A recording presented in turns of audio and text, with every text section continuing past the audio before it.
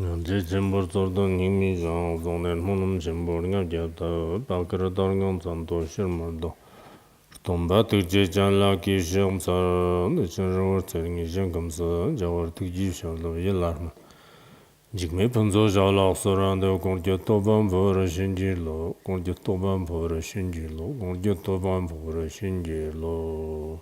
Profound and subtle Dharma is rarely encountered in eons. We can hear and follow it. May we fully realize the Tathagata's meaning. To liberate sentient beings, please generate bodhicitta. Let's now further continue actively discussing the exceptionally profound traditional Ksitigarbha Sutra attentively together. The Ksitigarbha Sutra is a sacred holy scripture with immensely tremendous divine blessing power indeed. It is an incredibly extraordinary and supreme, magnificent, timeless classic work. In this particular important, specific, crucial regard, if we carefully look at ancient history, we can see this quite very clearly indeed. There are many documented records of miraculous responses closely directly related to the sacred Ksitigarbha Sutra, especially. When it is convenient for us in the future, we will also share one or two compelling case stories at that particular time, providing valuable insights. Previously, when we discussed the Diamond Sutra, we also shared some stories every day, some simple and compelling case stories from the historical records of miraculous responses. In the vast Han region specifically, whether in ancient times historically, modern times particularly, or the present day now, countless sincere, devoted people have gained tremendous blessings and meaningful practical benefits through diligently, carefully studying, reciting, and truly deeply contemplating the sacred Ksitigarbha Sutra faithfully. Some of these case stories, I translated this into Tibetan last year. I am not entirely sure how many stories there are in total, all together in the collection. I feel that in Tibetan area there weren't such stories before. So I wanted to translate those that could be paired with the Ksitigarbha Sutra. Roughly, how many case stories are there? Anyway, whenever I came across some particularly good and valuable stories, I would translate a portion of them, but haven't actually finished translating the rest of them all yet. I think there should definitely be quite a lot in the Han region. So I also feel that when we study and practice a sacred scripture, it's not just about the esteemed teacher explaining its profound meaning thoroughly just once, and then the attentive audience simply not referring to other supplementary books or carefully reviewing the material again, as if the initial explanation were entirely sufficient. And even listening without paying attention. If we go about it this way, we're only planting a virtuous seed, that's all. In fact, if we actually really have the time, then maybe as for the content covered each day, we should look up more materials related to it and read more other books for reference as well. At the same time, we ourselves should also develop enthusiasm for this Dharma. This kind of enthusiasm is very important.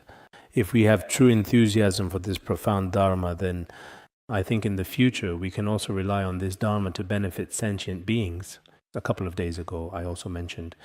Although I don't have the transmission lineage for the Ksitigarbha Sutra, but relying on the special blessings of my Guru, His Holiness Jigme Phuntsok Rinpoche, and the blessings of the Ksitigarbha Dharma, I should have truly profound confidence in this Dharma. If we have this confidence, then through our continuous mutual teaching and listening like this, perhaps we can receive a kind of blessing power. If within our own mind streams we receive some transmission of this blessing power, then it will also be very easy to spread this Dharma, because you yourself have already received the blessings of the Dharma.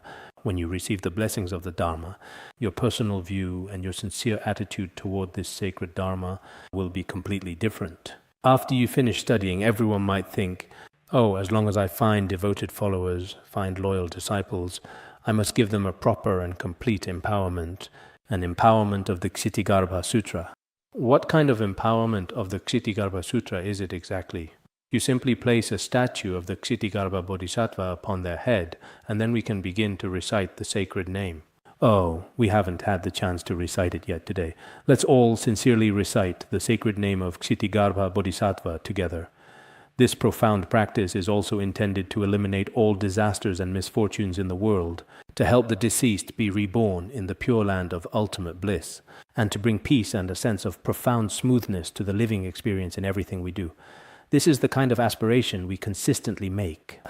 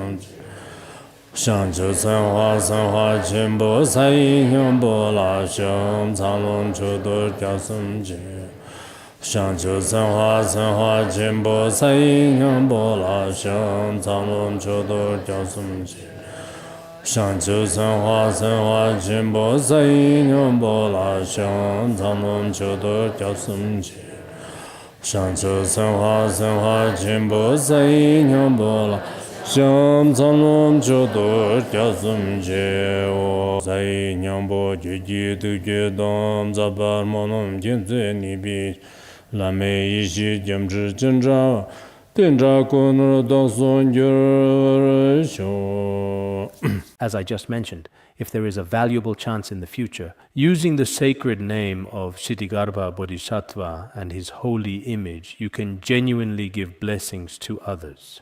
If someone respectfully asks, "Can you please give me an empowerment?" you can carefully place a blessed image of Ksitigarbha Bodhisattva on their receptive head and recite,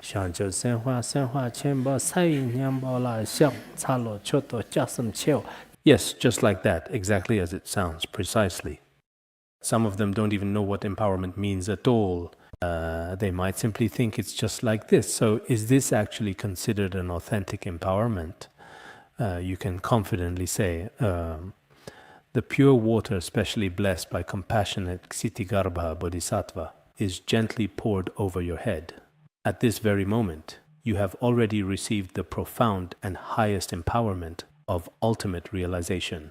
Just kidding, this is all just a joke. But in reality, when we promote the Ksitigarbha practice, there are all kinds of various methods out there. First, we need to have the right intention for this spiritual practice from the beginning. Of course, this intention may actually be closely related to past lives. There is still some connection there. If the causes and conditions stemming from past lives are relatively good and favorable, you will naturally have a strong and unwavering faith in any profound Dharma practice. In today's contemporary terms, we might accurately call this a distinct preference or a deep-seated interest. For example, I have an interest in art. I have a strong and genuine inclination toward the profound teachings of Buddhism. I truly feel a deep and spiritual connection to the revered Ksitigarbha Bodhisattva. I feel a connection to Avalokiteshvara Bodhisattva. Actually, in Buddhism, we call this a kind of faith. To truly have faith, this profound faith is intrinsically related to certain differences in the causes and conditions from past lives, whether it's our love for people, our love for the bodhisattvas, or our love for sentient beings. Some of it is actually acquired later in life, brought about through formal education or continuous learning. Part of it is related to the causes and conditions from our past lives and is intrinsically connected to the good or bad karma accumulated from previous lives. But no matter what, in this very life, if all the necessary conditions come together, by relying on this profound Ksitigarbha Dharma practice, we can achieve great merit. With our collective efforts and unwavering dedication, we will definitely be able to benefit a vast multitude of sentient beings, extending our positive influence far and wide.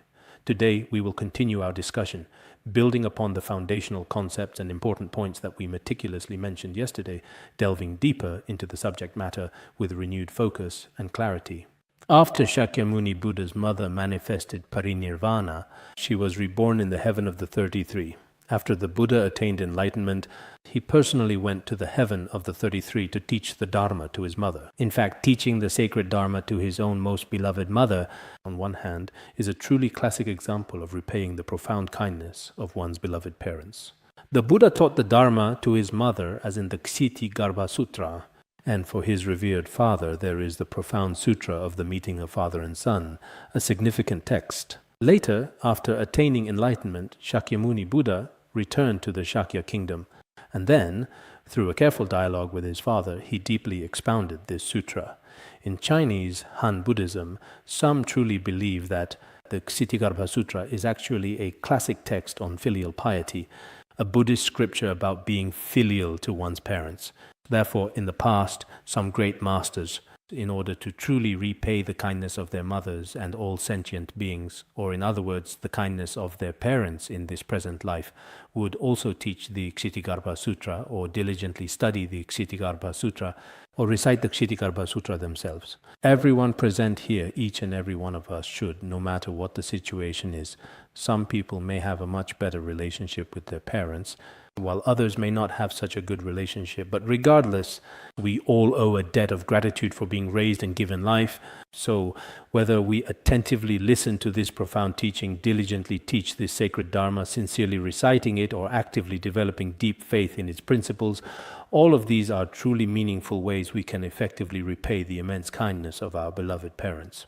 Earlier, in the sutra on the difficulty of repaying parental kindness, it was mentioned that if parents are guided into the Buddha's path through 5 kinds of virtuous means, then this is truly the very best way to repay them.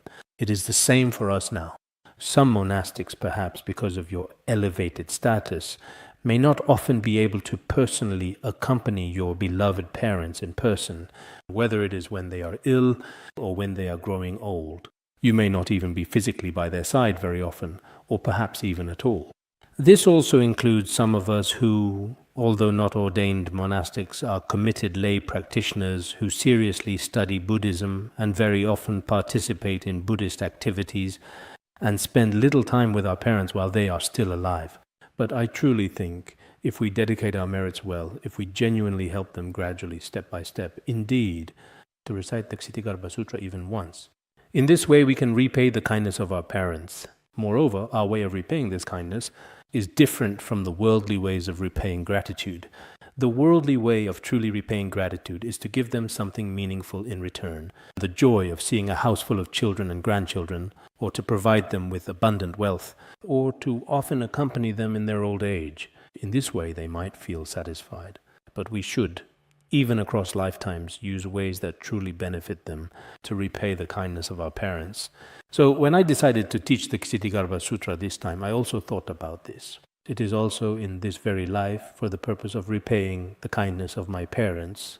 Even when translating, this was what I had in mind. There is absolutely nothing left in the writing at all, really, anymore.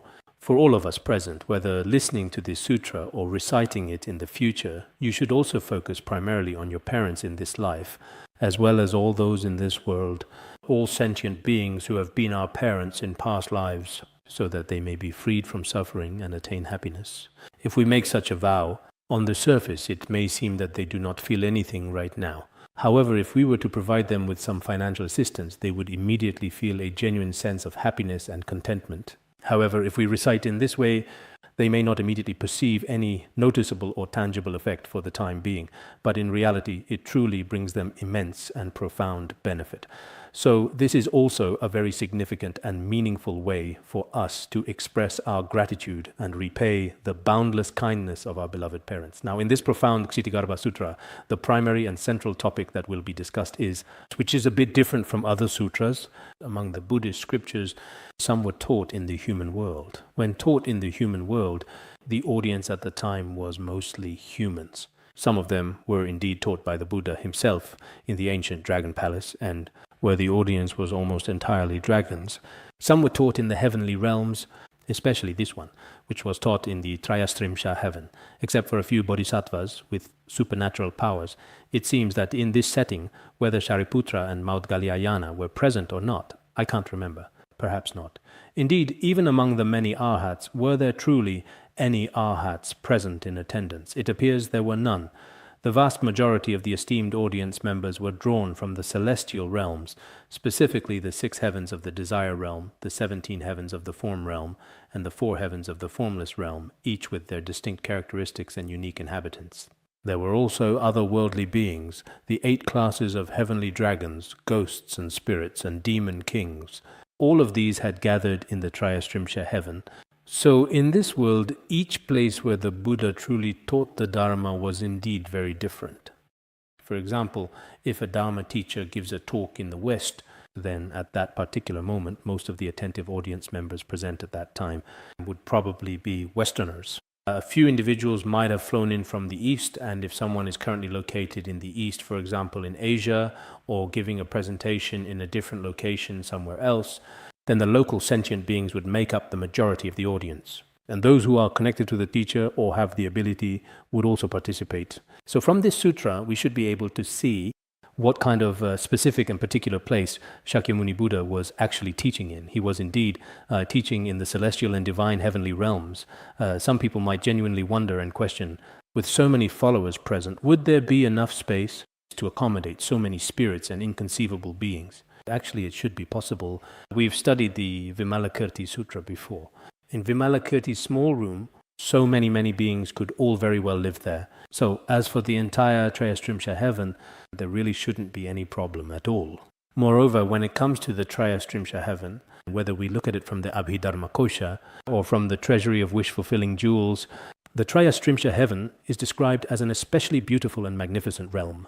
Many of its splendid palaces and lush gardens are natural formations, including its crystal-clear pools and intricately designed streets. All of these exquisite features are direct manifestations of the merit accumulated by the devas who reside there. So, whenever the Trayastrimsha heaven is described, indeed, when compared to the filth, the chaos, and the truly poor and challenging conditions of our human world, if you meticulously compare such environments, the difference you see is still quite significant. No matter how truly good things might get in our human world, after a little while things inevitably become old once again, or gradually they just aren't quite that great anymore. In the past, when we visited some Western countries, back in the 1990s, at that time we felt especially envious. Especially when we arrived in New York, we thought, how could there be such a place? Is this heaven? That's what we thought. But looking at it now, all conditioned phenomena are like dreams, illusions, bubbles, and shadows. So it truly seems that many of these particular places are simply not as good as they once used to be. Sometimes you can tell just by looking. The external environment is always changing. Of course, in some particular places, the management might indeed have something significant to do with it. I think our Larungar is certainly not some kind of truly heavenly realm either. I sincerely hope that our esteemed Dharma friends, in various important aspects of our shared community, should still diligently put forth considerable effort into meticulous management, comprehensive hygiene, and thoughtful beautification. Indeed, everyone's dedicated contribution and unwavering effort are profoundly needed. At noon today, I told the Kenpos and Kenmos that we should also establish a dedicated sanitation team here in this area as well. Maybe we didn't have one here before, but over there they certainly do, including in our immediate surrounding areas and neighboring regions. Overall, when compared to the situation before, things are generally much better now across virtually all aspects and facets of life. But there are still some things now that should be improved to the level of other, better, more civilized cities where these things are all in place. We also have a lot of people here. If we genuinely don't have these essential things in place, it probably won't effectively work. Let me just mention this here as well. Whether it's the restaurant, the hotel, the Buddha hall, or some shops and hospitals in the area, there are still not enough adequate signs and clear directions in many places that we visit. I recently went to a particular place where I almost slipped twice very dangerously, because their threshold was not really done very well at all. I'm not a particularly clumsy person, but even I had this problem. For those individuals who are older in age or in a worse physical condition than myself, there might still be some additional minor incidents. So in a few specific areas around here, we probably need to further improve things. As for the signs, which places should have warnings like "be careful, it's slippery," or "be careful about this," these should be indicated. And the signs should be clearly and prominently displayed in both Tibetan and Chinese. But right now, they're not posted everywhere. There should always be a comprehensive and thoughtful plan in place, a professional and meticulously detailed plan and design. This is very important, including the color and the form of the signs, as well as where they're carefully placed and their locations.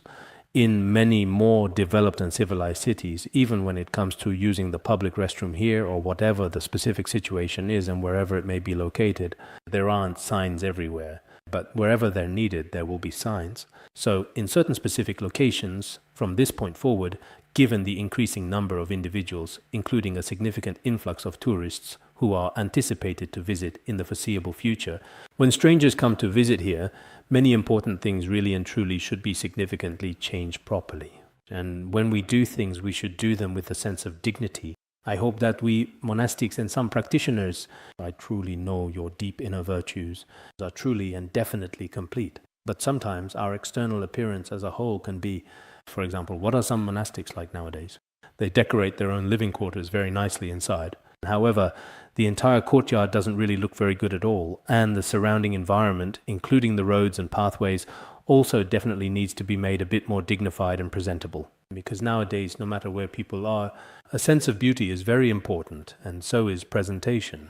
Whether it's for individuals or not, there's a well-known saying in the Sakya aphorisms that even if one actually possesses all important inner virtues within oneself, if one's outward appearance or external image is not slightly good, everyone will look down on you. For example, if a monastic lives in a house that looks especially shabby on the outside, with all sorts of messy things hanging outside, even if, internally, you are about to achieve the rainbow body, such a person as this, others might not necessarily know it. What is it that we see? What we see is your outward appearance. Only when you truly achieve the rainbow body do we realize your inner qualities. I believe that here, in terms of discipline, concentration, and wisdom in many aspects, the inner virtues are truly and genuinely extremely complete and abundantly rich.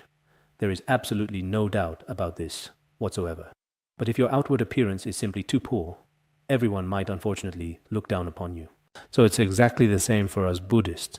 Whether it's our Buddha hall, the main shrine, or the classroom, every single department managed by the Dharma teachers must be properly organized. As I said the other day, I personally asked the Khenpos and Khenmos themselves directly to take responsibility for the departments they oversee and to walk around and inspect both inside and out. But later, I noticed that many Khenpos and Khenmos didn't go. I observed that they did not make any discernible moves at all.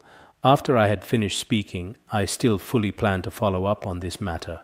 Whether or not they actually carry it out, if they don't, I will have my own opinion about that person. I've already mentioned it once, even twice now, but it seems so incredibly rigid, so quite stubbornly and truly hard to change. This is actually a very small matter, but in reality, whether it's our Dharma teachers or not, I'm not sure how things have been recently. Last year I went to classrooms of male and female practitioners, Khenpos and Khenmos. These weren't their personal classrooms, but rather their classes' classrooms. However, in some places, as soon as you walk in, all sorts of random messy things are piled up together. There are many people's offerings of fresh flowers displayed everywhere, dazzling to the eye. But there's not a bit of aesthetic sense to it. There's no beauty at all. It just feels especially messy. In some places, whether it's thangkas or Buddha statues on display, especially dignified, truly pure, and quite imposing in its presence. So, as Patrul Rinpoche mentioned in the preliminaries, offerings in the 7-limb practice, you can see for yourselves, no matter what, Buddhas and Bodhisattvas not attached to anything make offerings, even 7 bowls of water, must arrange them in dignified, pure, solemn manner. This is the requirement. If we feel, wow, this looks beautiful and so dignified, then we will consequently receive the same merit. So, in this regard, every one of us, including our own personal spaces and the particular way we dress ourselves, and even the specific departments or certain areas we are in charge of, even down to the actual bed you sleep on at home, many small aspects like these all reflect a person's genuine true image, and this is absolutely extremely very important. Another clear example is our current roads, which were originally designed and constructed according to the established standards of proper cities, with dedicated sidewalks and essential tactile paving for the visually impaired on their sides. In more civilized cities, on the sidewalks and tactile paving, nothing is placed there at all. But here, We still have large garbage bins placed there quite visibly. The other day I actually spoke to the main property manager about this particular problem. I told them it would be best not to put the unsightly garbage bins here. They should be placed somewhere a bit more closer by instead, perhaps. It's really not good to have the garbage bins here. This is a sidewalk, and even blind people should be able to pass through. Right now, even those of us with sight have a hard time getting through. It is absolutely true. Indeed, in many civilized cities, you will find nothing is placed there at all. But in many places in the mainland, on the tactile paving for the visually impaired, all sorts of random things are piled up there. Incidents like these, we've mentioned them many times, but it doesn't seem to help. The other day, I told them it would be best if you built a cement platform, including over by the Lay Buddhist Association. There are several garbage bins just dumped there. Also, just right there, clearly visible on the sidewalk too. They even drive tractors onto the sidewalk. There are even some cars. Just the other day, I took photos of them. I handed them over to this year's person in charge. But it seems like sometimes, perhaps, I am just being overly sensitive. But on occasion, whether it is concerning a particular city or not, we sometimes say that Larung is also referred to by some specific city names. And some Buddhists like to do this too. But just having the name like that, if the management and all aspects inside aren't good, it definitely won't work. So our many active Buddhist centers actually need to have a sense of beauty and need to have a sense of purity. If that's the case, I believe that internally, everyone's merit from listening, contemplating, and practicing should be comparable to many people's practical practice, wisdom, and individual abilities. In these aspects, I absolutely believe it should be the case. Because for everyone, aside from necessary eating and sleeping, basically it's really all about listening, deeply contemplating, and practicing our teachings. But some people actually spend too much precious time eating constantly. Today, when I had a meeting with Dharma teachers, I had already finished eating and was about to leave. And some of them still hadn't even completely finished half of their meal. It was quite apparent that some individuals tend to eat far too slowly. Today, I watched an English teacher's video and listened to some of his speeches online. He stated that he needs to sleep for 10 full hours every day. He absolutely has to sleep for 10 hours minimum. I think that's too much time spent sleeping. If you also spend too much time eating, then your whole day might. Whether it's practicing or studying, you won't have much time left. Of course, there might be some special cases occasionally. What I actually mean is when we do things daily, aside from what I just mentioned before above, in terms of truly cherishing time properly, there might be a few very special exceptions sometimes. Aside from that, I certainly believe that most of the dedicated practitioners here among us right now, whether in terms of deeply profound study or inner wisdom, should be on par with many other similar institutions and organizations. But when it comes to external actions, particularly those that impact the wider community and environment, I sincerely hope that in the future here at Larungar, we should also take full responsibility for our immediate surroundings and the broader environment, including things like planting trees, planting grass, and many other aspects. Everyone has a responsibility. Don't think that Khenpo is always running around every day and that it should be his personal business, or that the flowers in front of my door should be planted by him. We shouldn't think this way. In fact, each person should take responsibility for that. As long as you live somewhere, wherever you are, on a much larger scale, you truly have a significant responsibility for the entire surrounding environment. On a smaller scale, you are responsible for your own actions. If you don't make a good contribution on a larger scale, or even worse, for example, if you contribute to making things less clean or make things dirtier, then the fault is very great. Just a couple of days ago, we were talking about the Sutra on praising the merits of the Sangha. Making offerings to the Sangha, truly bringing them great happiness and joy, brings such immense and inconceivable merit. On the other hand, if you bring negative things to the entire Sangha community, then indeed you truly, for example, if you often litter, nowadays, even some monastics have this problem too. I'm not sure if it's appropriate for me to say this today, but it really is the case. For example, when someone is renovating their house, they put all sorts of messy things from inside, then just leave them all on the road, or put them in the trash bins. This is your personal matter. If it's your own construction waste, you must hire a suitable vehicle or a tractor by yourself and take it to a place that's farther away. It's not acceptable for us here because the public sanitation workers who are hired by the Sangha are paid with the Sangha's money, which is a significant financial commitment. If you use the Sangha's money to hire people and then have them serve your personal needs, then the fault in this is very serious. The merit of making offerings to the Sangha is also very great. But if you waste the Sangha's resources instead, or even make things look unsightly for the Buddhist Sangha, then that is really not good. I also spoke with the Khenpo and Khenmo about this at noon today. For example, now if you live in a certain place, it's impossible for everyone to serve you. When it's your turn to serve or contribute, you should also serve the Sangha yourself as well. Look at how, when we offer meals now in many places, the lamas and nuns are always providing for us. We end up, just as the non-Buddhists say, being the ones who merely enjoy and do absolutely nothing at all. The entering the middle way even specifically mentions this very important point. I am permanent, I am the enjoyer. I am not the doer. That's not acceptable. If you eat every day when meals are offered and have others serve you, that's not okay, no matter where you go. Whether you make an aspiration for the local Sangha or do something meaningful for the Sangha, it is very good from the important perspective of cause and effect indeed. It's also very beneficial and good for yourself personally. So I honestly think everyone here should consider this. This particular place is certainly not the pure land of ultimate bliss, and many significant aspects of our immediate environment here, including personal hygiene and overall cleanliness, all truly need to be carefully created and diligently improved by ourselves. In this regard, every Dharma friend, when you always arrive somewhere, you should adapt to the local customs and traditions. And you must repeatedly and diligently observe yourself, your actions, and your intentions.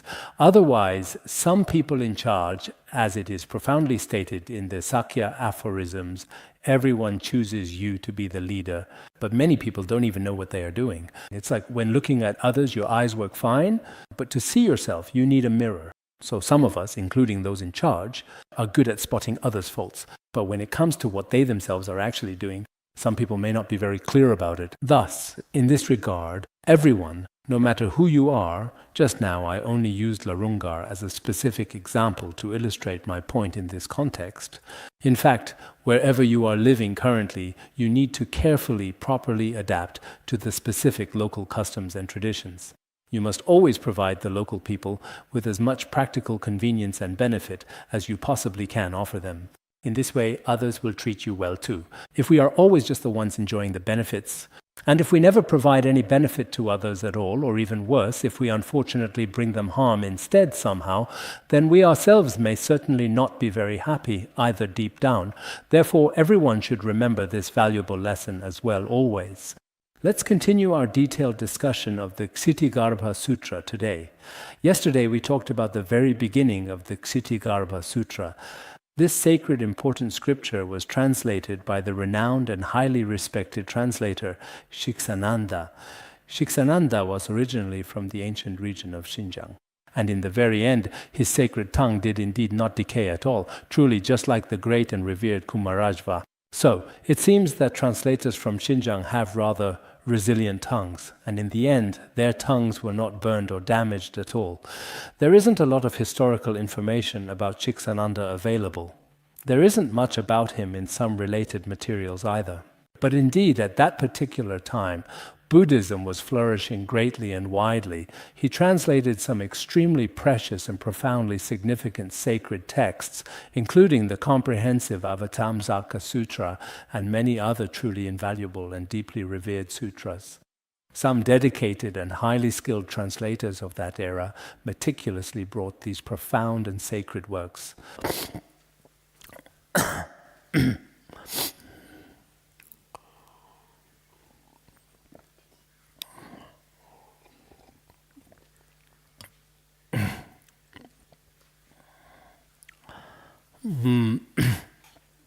And Shiksananda, who was a truly extraordinary, highly skilled and remarkably proficient translator, made significant contributions. In the past, in our Tibetan region, we often referred to those esteemed translators who made great and significant contributions to the development of Buddhism as magical translators. When the great masters of previous generations gave teachings and expounded the Dharma, they would often begin by paying homage to the panditas and translators. This included people like Khenpo Depa and others in the past. The great translators of earlier generations traveled to India to obtain the scriptures. And when they translated them into different languages, they would often recall and remember the kindness of these translators. So Shiksananda himself also followed this tradition.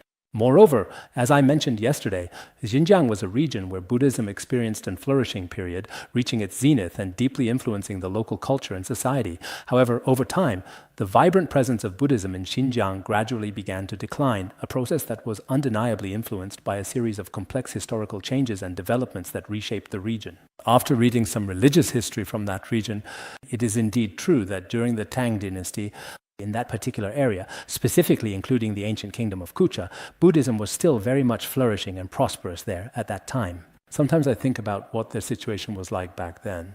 Perhaps the ancient customs and traditions in Tibetan area in the past were quite similar, indeed. Just like I mentioned yesterday, in the travelogues of many great masters, it is recorded that at that time there were tens of thousands of monastics, and in front of every single house there was a small sacred stupa standing prominently. Sometimes the stupas were quite tall. They also had additional specific monastic quarters dedicated to their use. The dormitories where monks lived were called monastic quarters. Basically, every household had such a dedicated monastic quarter back then. Even now in the Tibetan area, it is basically the same pattern. Every household will definitely have one without exception. If conditions permit, there should be a shrine room. Inside the shrine room, there are the supports of the three jewels: Buddha statues, Buddhist scriptures, and stupas. Nowadays, a very small number of young people may not necessarily believe in all this. But basically, everyone else still does. It's the same now. So, the current situation of faith back then, you see, was like this as well. But later, probably during the Song dynasty, at that time, gradually and almost imperceptibly, the religion of Islam slowly began its expansion and influence, initiating a process of invasion that would reshape the geopolitical landscape of the era. The initial spread of Islam did not occur within a brief or instantaneous period of time. At first, it was only a very small number of people who embraced this new faith. Gradually, over the course of nearly 100 years, during that historical era, the religion began to expand its influence and reach. There were no discernible traces of Buddhism left in that particular region at all. Consequently, their method is something that all Buddhists should consider and pay very close attention to in the future. What do I mean by pay attention in this specific context?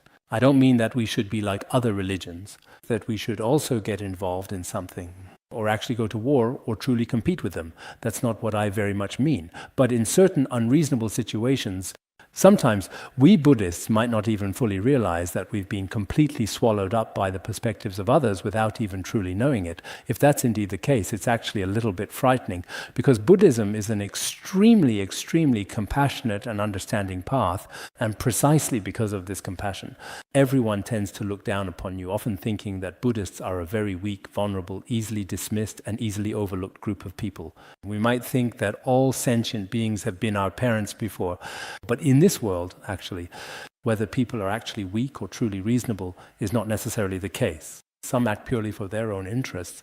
Many tyrants throughout history have been known to. They did not act for the benefit of the people.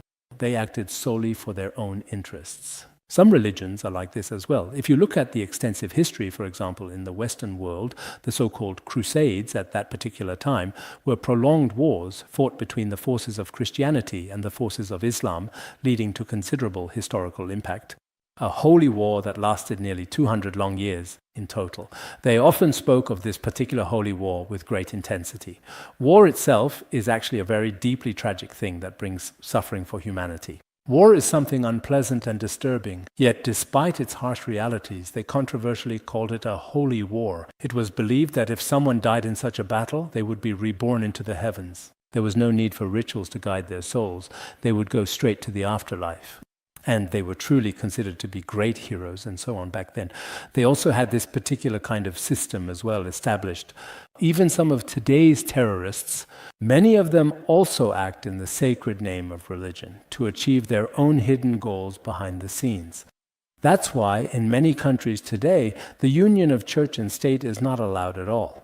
If religion and politics are wrongly combined, people often use religious faith as a convenient cover and then successfully achieve their own personal political aims through manipulation. This is very common in many places in the modern West today. Everyone should have some direct experience with this phenomenon. So, looking back through history, Many people today not only lack religious faith, but are even very much averse to it. This is quite understandable indeed. Why exactly is that, truly, actually? Some people truly do rely on their religion to start harming countless innocent people. This has been demonstrably the case throughout all of recorded human history, and it's precisely the same in real life today, even now. They talk about religion, and there may even be some so-called compassion and benevolence, these kinds of terms. But what exactly do they actually do? After all, they are just ordinary people, and it's entirely for their own personal interests. So, in this case, they also feel, I have no religious faith at all. They'd rather not believe in any religion, no matter what. Why are so many people like this nowadays around us?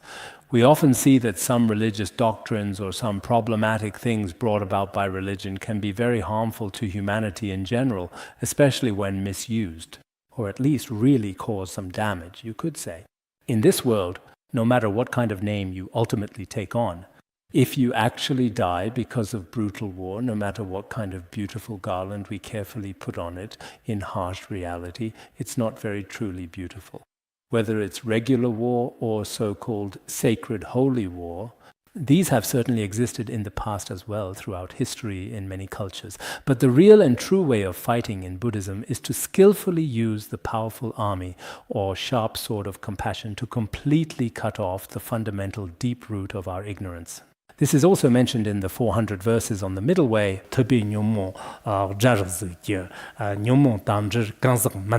The able one contemplates afflictions deeply, not the suffering beings bound by delusion. In the famous 400 verses on the middle way, it specifically says, the able one carefully contemplates afflictions rather than judging, which means that Shakyamuni Buddha observes the afflictions, regarding afflictions as the enemy and not the beings bound by delusion. It does not treat sentient beings who are associated with various afflictions as enemies. So, what exactly is the fundamental doctrine of Buddhism truly like? No sentient being is ever regarded as an enemy. So, what does Buddhism actually fight against? The objects are our 84,000 afflictions. As for the individuals who are connected with or bound by these 84,000 afflictions, they are never regarded as the objects of battle.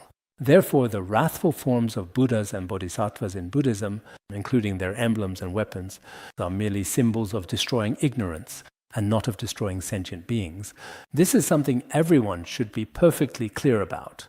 I also want to take this important opportunity to thoroughly clarify what everyone should understand, which is that we should truly understand the profound essential teachings of Buddhism properly.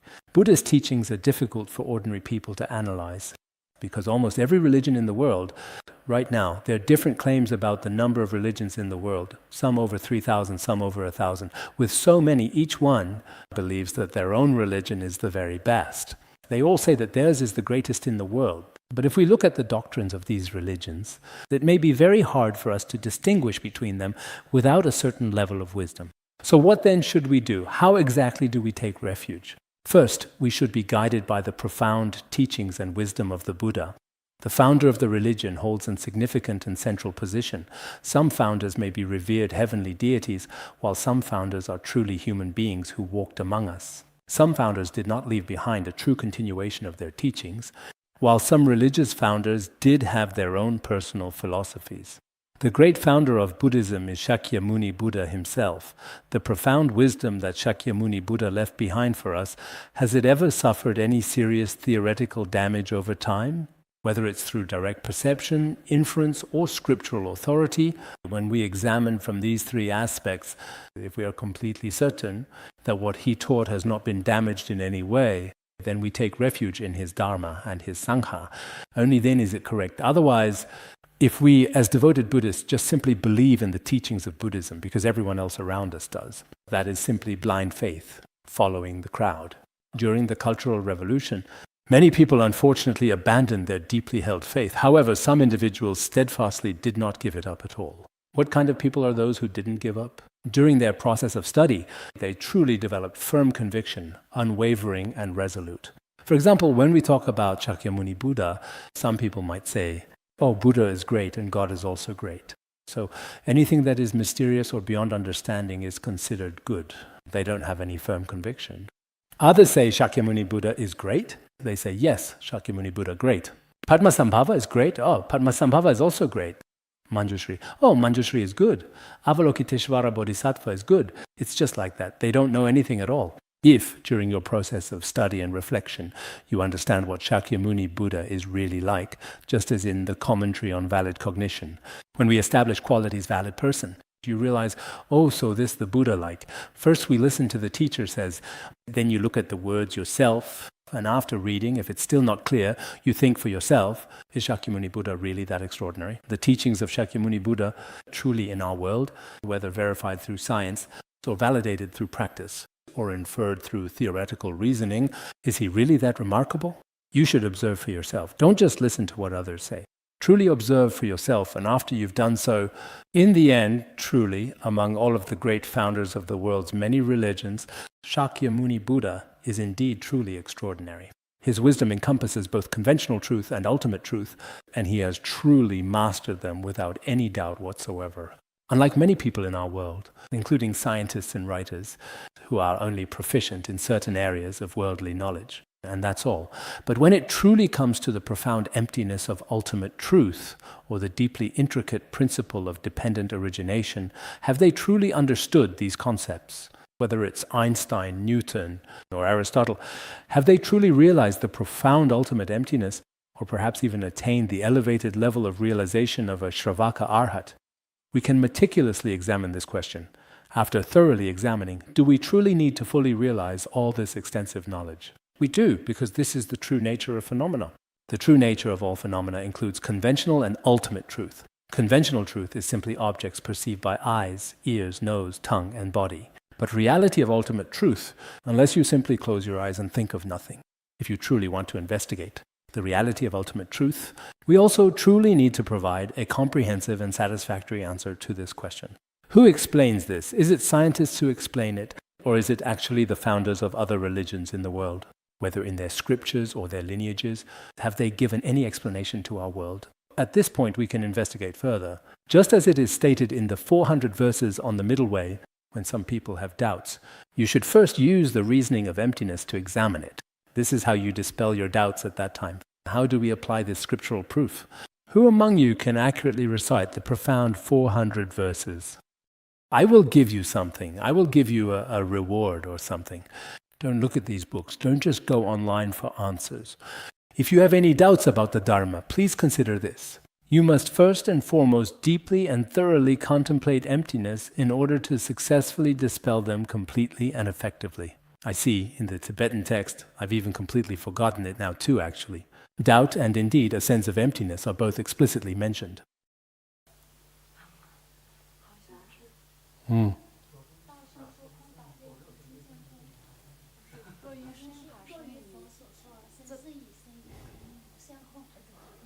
什么？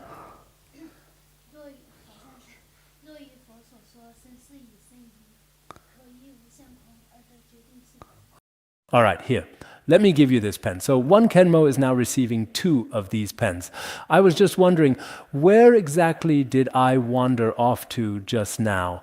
I went off to the 400 verses. All right, so that's really how this scriptural proof is used. Perhaps just at that moment, the underlying logic wasn't especially clear or fully articulated. But I suppose it can be explained this way too. What exactly are we going to talk about today? Yesterday, we extensively talked about how Shakyamuni Buddha, in this current age of the 5 defilements and the evil world, skillfully used his profound wisdom and extraordinary supernatural powers to guide and transform those stubborn and difficult to save sentient beings. At that particular time, each and every Buddha sent their own personal attendants to respectfully pay their profound respects to the venerable Shakyamuni Buddha. Next, the Buddha. At this particular moment, the revered Tathagata smiled. The Tathagata then revealed a gentle, almost imperceptible smile. Generally speaking, whether the Tathagata smiles or performs any kind of action, it is actually and invariably never without a profound and significant reason. The 400 verses on the middle way also states, all actions of the Buddhas are never without causes and conditions. The actions of the Buddhas are never without reason. Even their inhaling and exhaling is for the benefit of sentient beings. Even when he appeared before sentient beings at that particular time, whether it was exhaling or breathing out, it was all entirely beneficial to sentient beings. So at that time, the Buddha smiled, and after smiling, emitted light. As for emitting light, sometimes the light radiated from the crown of his head. Sometimes it radiated from between his eyebrows, sometimes from his very heart center, and sometimes his entire body would emit a brilliant light. There were indeed various situations. But here, it doesn't specifically state from which particular part the light was actually emitted. It simply states that the Buddha smiled at that precise time and released clouds of great light, numbering in the hundreds of thousands of millions and billions. Here, clouds should be understood as meaning a great multitude. Just like when we talk about Samantabhadra's cloud offerings are especially abundant because clouds cover the entire world. Each of these great clouds of light, in fact, each one can be explained according to the Vajrayana teachings or using the interpretive methods of the common vehicles possible. In the context of Vajrayana, the luminous nature of our mind is like such a cloud of light. If we use the general common vehicle approach, it can be explained as the Tathagata emitting various lights that dispel ignorance. Each and every one of them can be interpreted in this way. I won't go into each explanation one by one. I've seen many Dharma teachers. Each use their own interpretive methods, and they've all provided some comprehensive explanations. There are also some great masters from previous generations, including Master Ui, as well as a few other masters from the past. Their commentaries also contain different interpretations. So, what is the light that he emits? One is the great cloud of light. All of these have the meaning of greatness. There is also the great cloud of Dzogchen light, which perfectly benefits both self and others. The great cloud of compassionate light, the great cloud of wisdom light, the great cloud of prajna light, and also the great cloud of samadhi light. The great cloud of auspicious light, the great cloud of merit light, and the great cloud of virtuous deeds light, as well as the great cloud of refuge light and the great cloud of praise light. Altogether, there are this many. In fact, each of these can, in essence, be explained in different ways, or according to one's own understanding, or following the established methods of the great masters of the past. But as for these luminous clouds of light, they should indeed be emitting this kind of radiant light. Many of our fellow practitioners often say, there's a rainbow here, or there's light shining here. Some of them are not real light. When the light from an electric lamp is reflected, some kind of radiance or light appears, but it's not necessarily genuine. Some people are especially fond of light. Actually, there is plenty of available light nowadays. In the city, you can easily find all kinds of bright lights. But regardless of that fact, whether it's the Buddha's profound compassion or the radiance of wisdom, which is also known as prajna, or the profound and auspicious light, all of these can be considered a kind of illuminating light. You could say a spiritual luminescence. For example, when you embark on a pilgrimage, a sacred journey, when you truly receive many different kinds of blessings, there may be some different auspicious signs that appear externally, some auspicious signs that indicate blessings. Of course, on one hand, I think the light the Buddha brought to sentient beings then is not necessarily a light our eyes can see. For example, when it comes to loving kindness, compassion, joy, and equanimity, if the state of loving kindness, compassion, joy, and equanimity arises within your mind stream, if wisdom and compassion or samadhi, then even though your eyes may not necessarily see it, but in reality, sentient beings have received compassion, wisdom, and samadhi. In this way, the profound Buddha's light truly shines throughout the intricate mind streams of all sentient beings. In fact, this divine and radiant emanation of the Buddha can be fully received by every single sentient being at any given moment in time. This is indeed the very first and most significant aspect. After the Buddha gently smiled, he then emitted so many brilliant rays of light, and after releasing such truly inconceivable and magnificent clouds of light, he also produced all kinds of subtle, wonderfully melodious, and exceptionally pleasant sounds, and emitted such sounds. First he radiated light, and then he produced sound. Generally, light can be seen with the human eyes, while sound can be heard with the ears, right? However, in our current world today, for example, the specific speed of light and certain particular sounds, their changes, according to our current understanding, could be said to be quite similar. Here, after the brilliant light appeared, all sorts of distinct sounds were produced. What kinds of sounds were produced? The so-called sound of dana paramita, which is the sound of the perfection of generosity. The sound of shila paramita, which is the perfection of morality and ethical conduct. The sound of ksanti paramita, which is the perfection of great patience.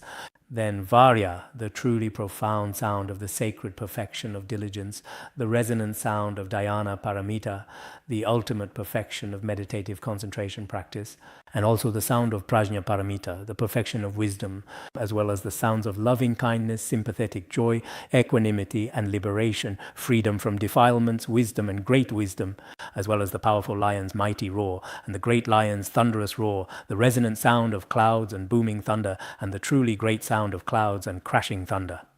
All of these are various different kinds of distinct and varied sounds. When the Buddha was preparing to turn the Dharma wheel for sentient beings, he first emitted the brilliant rays of light that were mentioned earlier, you see, and then produced these kinds of sounds. Of course, these sounds might not necessarily be the sound of blowing a conch shell as we hear it, or this or that kind of sound. For example, the sound of the perfection of meditation or the sound of the perfection of wisdom is a special kind of sound. In other words, by relying on this kind of sound within your own mind stream, wisdom arises, meditation arises, compassion arises. It should be clearly understood in this particular way. Actually, by truly relying on a certain specific sound, sometimes within a person's entire mind stream, various worldly and also transcendental qualities can genuinely and profoundly arise. I remember back in the year of 1986, I came to Larung in 1985, and then in 1986, the second year, His Holiness was going to Wutai Mountain, and before that His Holiness said he would go to many places in the Kham region to encourage everyone to recite the Manjushri Heart Mantra. Before going to Wutai Mountain, everyone was encouraged to faithfully recite the powerful Manjushri Heart Mantra 100 million times exactly. At that crucial time, we deliberately went to Luhuo, Garze, Daofu, and some significant places in Shinlong, as well as nearby Kangding and mountainous Danba. Altogether, we visited more than 70 monasteries in these places. Every time we went somewhere, His Holiness would put a big loudspeaker on the car and play the beautiful and evocative songs composed by Shangyang Gyatso through it. That was also a truly remarkable and very auspicious circumstance indeed. Whenever we passed through a bustling county town or a quaint, peaceful village, the music was played very loudly. At that time, I had just become a monk, so I was also curious, and I was especially happy. Plus, there were always a lot of people coming. At that time, the regulations weren't strict either, so we could play the music loudly. Back then, His Holiness's car wasn't anything special, like a Beijing Jeep. The best we had was a Beijing Jeep. The rest of the vehicles weren't particularly good either. But sometimes, we even took the train, to get to our destination, and we would play the loudspeaker on the train as well. Whenever we were about to arrive in a city, we would play Guru Rinpoche mantras loudly and also play songs by Changyang Gyatso. So what happened at that time was, everyone would show up at different times. Some people just came out of curiosity, simply indeed, because the sound was so loud, their curiosity was piqued. Some people were moved to tears, filled with deep faith because the sound was especially loud. Actually, I saw some Dharma friends, some lay practitioners. Sometimes when they played those loud Guru Rinpoche mantras or Avalokiteshvara mantras, they would just keep crying. That kind of sound really touches you in a certain way. Some people, maybe just a very small number, couldn't really get used to it. Their attitude wasn't very positive, but regardless, at that time, the Guru clearly said that for all of us this time, it should genuinely help many people plant virtuous roots.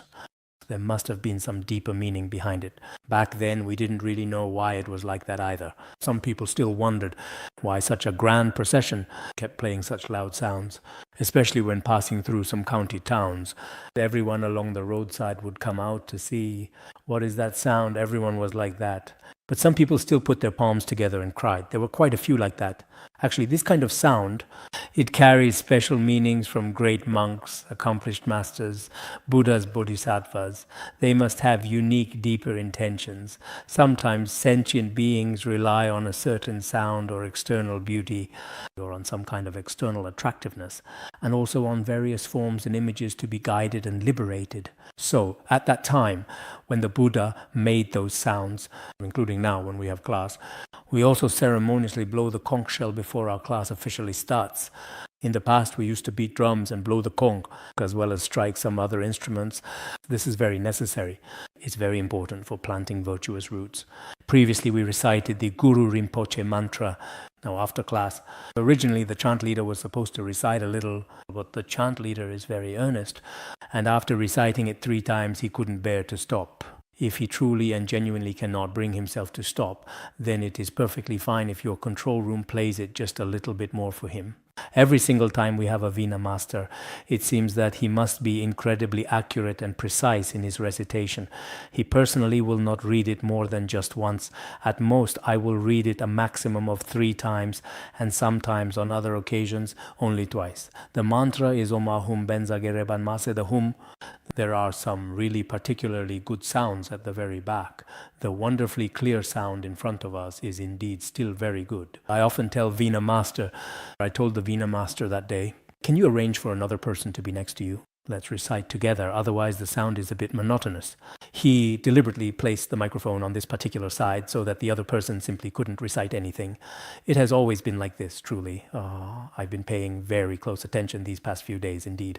Even though that master is sitting next to him, the microphone has always been on this side, so there's really no way for him to truly participate.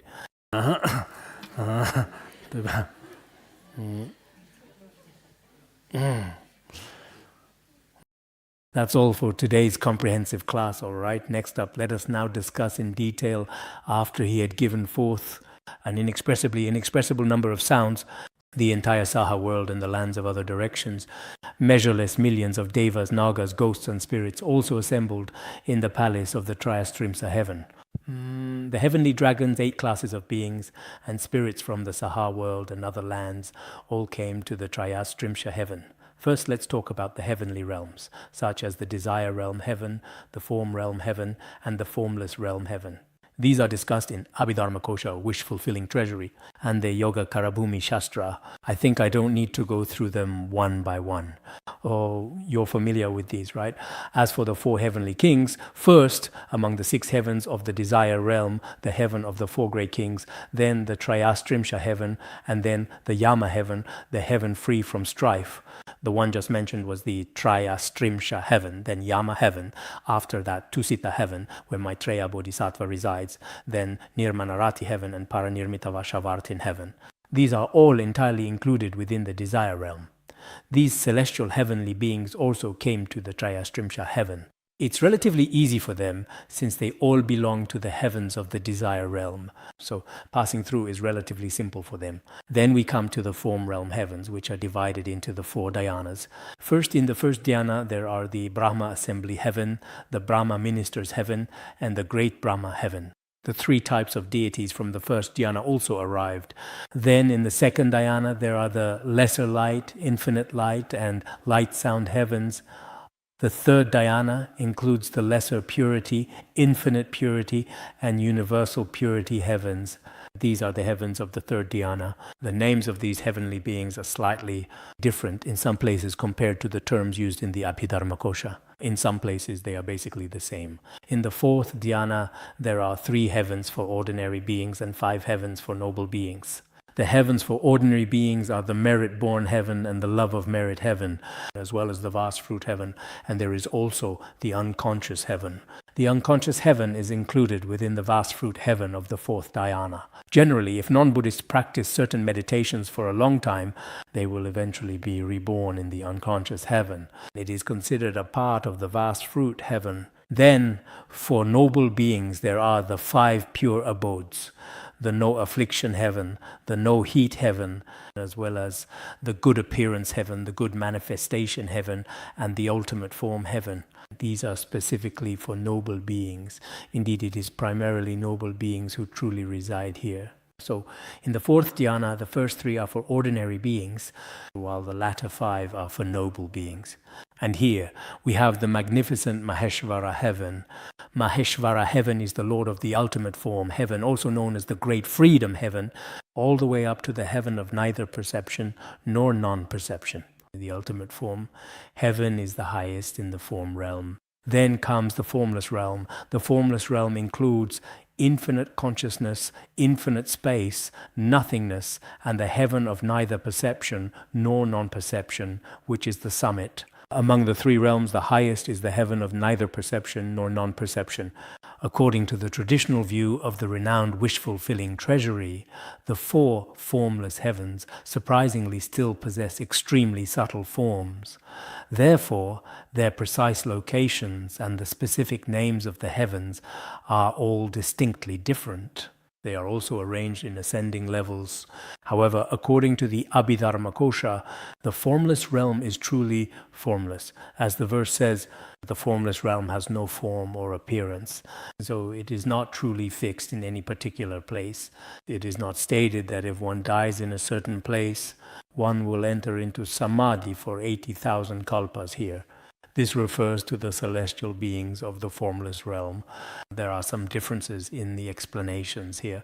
But in the wish-fulfilling treasury treatise, Venerable Longchenpa also cites some scriptural sources and explains them in detail. Now, every day in the wish-fulfilling treasury treatise, sometimes he discusses many non-Buddhist views, and sometimes he elaborates extensively on world views. That's why many great masters in the past placed special importance on the wish-fulfilling treasury treatise. I myself have only received the transmission but have never formally studied it. When I first came to the Institute, I read through it once. Now, while translating, sometimes I feel that the wish-fulfilling treasury treatise, I really don't know what exactly is being studied in it. Whenever it comes to discussing non-Buddhist views, it goes on for days and days, always talking about non-Buddhist views. Venerable Longchenpa can be quite interesting at times as well. Sometimes when he talks about the formless realm, he also spends a long time discussing the formless realm. Anyway, after translating it, I don't even know if anyone will read it. But regardless of that, I had previously made a vow to translate the 7 treasuries as well. The wish-fulfilling treasury treatise consists of 2 thick volumes. The first volume is basically finished, and now I'm working on the second volume. The section on the formless realm is in the first volume. Next, all the heavenly beings. This refers to the 3 realms. The heavenly beings of the desire realm, the form realm, and the formless realm have all been discussed. Those of you who have studied the Abhidharmakosha will be quite clear about where everything is.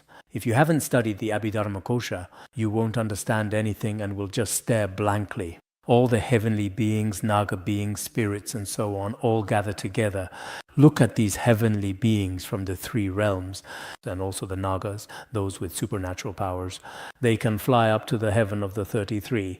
Generally speaking, some of them are indeed capable of doing this. The dragons depicted in movies nowadays may not necessarily be able to ascend there, you see. Spirits and deities have all come as well, and furthermore, various gods from other lands and from the Saha world, what we refer to as spirits and deities. Among the gods there are sea gods, river gods, stream gods, tree gods, and mountain gods. In the past, in the Han region, rivers and streams, the Yangtze River was called Jiang, and the Yellow River was called He.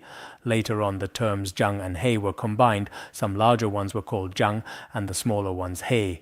But now it seems that the Yellow River and the Yangtze River are about the same, right? In the Tibetan language, it is truly not easy to clearly distinguish between these 2 specific terms. Sea gods for the sea, river gods for the rivers. Why, in some places, when river gods or sea gods are displeased, disasters often occur. This has been the case since ancient times. Nowadays, some people don't acknowledge spirits and deities, but when troubled by spirits, they have to admit it. There was once a leader who absolutely refused to believe in them. But later, he was truly tormented by all kinds of nightmares and such, because he encountered things and had choice to admit it. In the end, he said, ghosts indeed really do exist, and so too do gods truly. Sometimes, if we are completely materialistic in our thinking, there are indeed many things that happen which can't be explained. For example, there are mountain gods, earth gods, and road gods. In these places, when they are displeased, they often play tricks on people. They can indeed bring all kinds of significant harm to us. If we truly make them happy, they really do make things considerably easier for us. If we completely refuse to acknowledge this crucial fact, it might actually bring us quite a lot of trouble. That's why sometimes we recite certain things, like fire offerings, such as burning incense. These practices are extremely helpful and beneficial for the local gods and spirits in the local area. Some of them are hungry ghosts. Some are animals and some are really pitiful beings. No matter what, these are things we can't see with our eyes or hear with our ears. There are so many of them. But these things truly cannot be easily denied by us. If one attempts to deny them, it is indeed a very difficult task to accomplish. Even those individuals who fundamentally do not believe in the existence of spirits, like some prominent political leaders in many Western countries, in their biographies, when it comes to certain experiences in their lives, they also have to admit it. There are some things that just have to be acknowledged. So in our Buddhist tradition, even these things are described very clearly. For example, river spirits, tree spirits, mountain spirits, and earth spirits. The majestic mountains are prominently protruding, and the very earth itself forms the solid ground beneath our feet, and in various distinct places, including those inhabited by ancient earth spirits. There are also river and marsh spirits, which should include some lakes. And then there are crop spirits, spirits of the fields, as well as the spirits of the day and the spirits of the night. Some of these spirits work the night shift, while others work during the daytime hours. At dark night, you might unexpectedly encounter the mysterious night spirits. If you're not particularly careful, when you head back after class in a short little while on the lonely road, wow, exactly just like that. Wow, when they suddenly appear like that, it's absolutely really scary. If there are no street lights, the night spirits are right by the roadside. Then there are sky spirits dwelling in the air above, and there are also celestial deities. Just now, I specifically mentioned all those in the heavenly realms. There are also various food spirits. In ancient times, the stove, our revered kitchen god, the powerful stove god, is also considered a type of fire spirit. If we happen to burn something with a particularly unpleasant smell in the stove, then if the kitchen god is unhappy, the food spirit is unhappy too. There are also spirits of plants and trees and so on. If you recite some of Ksitigarbha Bodhisattva's names, actually all these ghosts and spirits can be subdued. This is very important. They all come together. These are the spirit side of things. I see there are also ghosts. Should we talk about them? Is it better for the ghosts to come or not to come? There are also great ghost kings from other lands and from the Saha world. As for the great ghost kings, one is the evil-eyed ghost king. And then there's the blood-drinking ghost king who often drinks the blood of sentient beings. And there's also the essence-devouring ghost king. Some people often have all their vital energy completely drained by him. Some look very unwell and are constantly sick. The essence-devouring ghost king takes away all your vital energy. You end up looking like you're barely alive. If your complexion is poor too, you should ask the essence-devouring ghost king not to drain you. Let me have a better complexion and be healthier in all aspects. That's what you should say to him. Just kidding. Then there's the fetus and egg-devouring ghost king who devours those born from wombs and eggs. He often relentlessly feeds on them. Some may unfortunately even die in the womb. Then there's the notorious disease-spreading ghost king, which might be what we see nowadays, because some actions of sentient beings are not very good. The powerful disease-spreading ghost king brings a lot of terrible suffering and widespread illness to people. Illnesses like the flu, avian flu, COVID-19, plagues, and the bubonic plague. All of these are brought about when he is displeased. There's also the formidable poison-consuming ghost king. Nowadays, many people are addicted to drugs. Actually, these are also caused by a kind of ghost or addiction. There are such cases nowadays. Many young people really feel like they can't go without using drugs. In some countries, it's already legal. In some countries, although it's not legal yet, there are still a huge number of young people involved. Because once you really start using them, you've basically fallen under the influence of ghosts. You completely lose your personal autonomy and also your freedom. This is especially frightening. There are also some beings called the compassionate ghost kings. They may seem very compassionate and kind on the surface. Actually, some ghost kings are not necessarily all bad. We often say that asuras and yakshas are all bad, but this is not always the case. But I think some of them are even better than us. some asuras, rakshasas, and yakshas. When you interact with them, you will actually find that they actually have compassion and kindness. They can be very good. I myself am fortunate to have many asura and yaksha friends, as well as numerous compassionate and benevolent ghost kings. All of them are very good and loyal companions. Furthermore, there are also dedicated welfare ghost kings who actively do extensive charity work, and numerous great loving and highly respectful ghost kings, and so on. All these different kinds of majestic ghost kings also gradually came to the sacred Trayastrimsha heaven. Let's simply stop here for the moment now.